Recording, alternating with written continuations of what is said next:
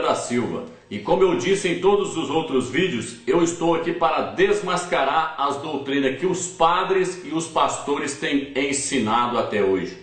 No primeiro vídeo nós mostramos que o nome do Eterno é Yahweh e que o nome do seu filho não é Jesus, é Yahushua. No segundo vídeo nós falamos sobre a doutrina do dízimo. Hoje nós estaremos falando sobre a doutrina da hierarquia dentro das denominações. Nós estaremos mostrando que essa doutrina é uma doutrina herética e maligna. Tudo que os pastores têm ensinado até hoje são, na verdade, doutrinas heréticas e malignas. E através das escrituras sagradas nós estamos provando isto. E nós vamos estar provando que mais essa doutrina, a doutrina da hierarquia dentro das denominações, é uma doutrina herética e maligna.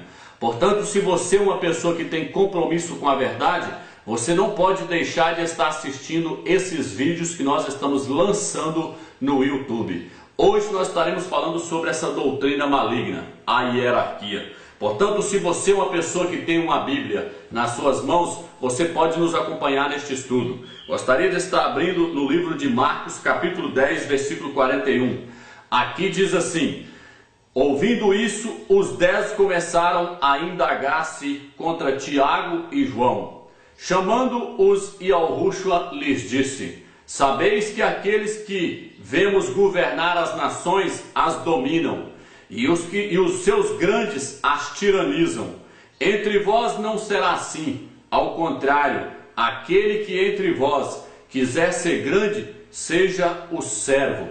E aquele que quiser ser o primeiro dentre os vós, seja o servo de todos. Pois o Filho do Homem não veio para ser servido, mas para servir e dar a vida em resgate por muitos. Portanto, aqui nós vemos o Messias dizer: os reis da terra governam sobre os menores com autoridade, mas no meio de vós não haverá tal coisa. Lá os maiores governam sobre os menores. Lá o presidente manda para o governador, o governador para o deputado para o prefeito e assim por diante.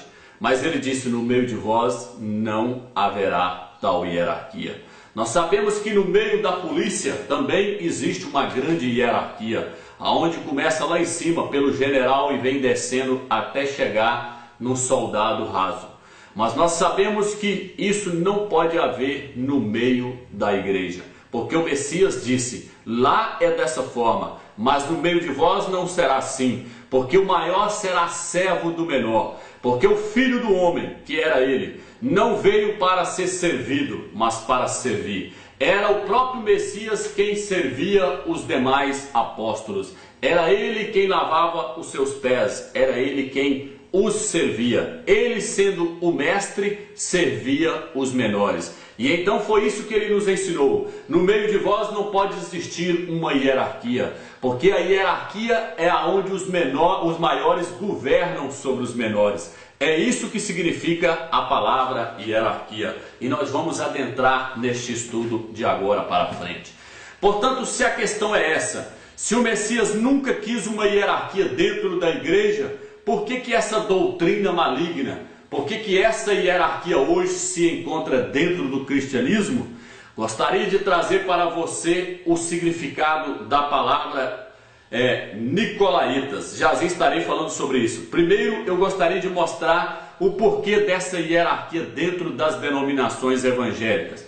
Abramos as nossas Bíblias no livro de Efésios capítulo 4, versículo 8 em diante. Efésios capítulo 4, versículo 8 em diante. Você que tem uma Bíblia, você pode nos acompanhar. Efésios capítulo 4, versículo 8 diz assim: por isso é que se diz: tendo subido às alturas, levou cativo o cativeiro e concedeu dons aos homens. O versículo 11 diz: e é ele que concedeu a uns ser apóstolos, a outros profetas, a outros evangelistas, a outros pastores e doutores, ou seja, mestres, para aperfeiçoar os santos em vista do ministério, para a edificação do corpo do Messias. Portanto, a doutrina da hierarquia muitos usam este texto para mostrar que deve-se existir uma hierarquia dentro do cristianismo. Mas isto é algo maligno, isto é algo que vem de Satanás. Aqui não se está falando em uma hierarquia, aqui se está falando em dons. No capítulo 4, versículo 8 diz: subindo ao alto, levou o cativo o cativeiro e concedeu-se dons aos homens. A uns ser apóstolos, a outros profetas, a outros pastores e mestres. A tradução original é apacentador, apacentadores e mestres.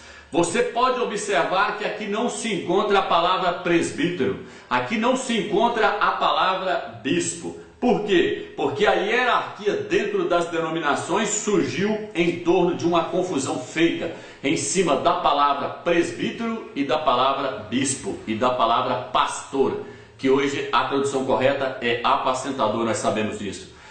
Portanto, os homens começaram a achar que o presbítero era uma classe de pessoas e que o bispo era outra classe superior. Eles começaram a achar que o presbítero era um e que o pastor era outro, sendo que tudo na verdade significam uma só coisa. O presbítero, o bispo, o apacentador, o ancião, tudo representam uma só pessoa. E nós vamos ver isso dentro da própria Bíblia. Abra sua Bíblia no livro de Atos, capítulo 20, versículo 17, e nós estaremos lendo. Ali diz assim, Atos capítulo 20, versículo 17, diz assim: de Mileto mandou emissários a Éfeso para chamarem os presbíteros daquela igreja.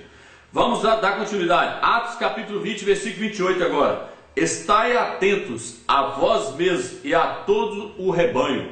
Nele o Espírito Santo vos constituiu bispos para apacentardes a igreja de algo.